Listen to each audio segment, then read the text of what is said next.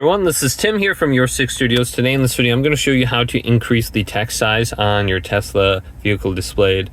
We just need to go to options right here and going down to display. And there is one option in here for text size. So if you scroll on down, you can see I have dark mode on. We can go on down on here.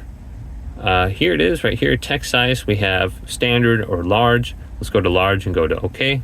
And it does require a system reboot. So if anytime your computer is running slow, you can just try switching one of these settings and it'll restart it. So here is the large text size. We can go back here and you can see it's really not that much larger, but it's a little bit easier to see, right? So let's go to the dark mode. I like the dark mode on always. And then going down.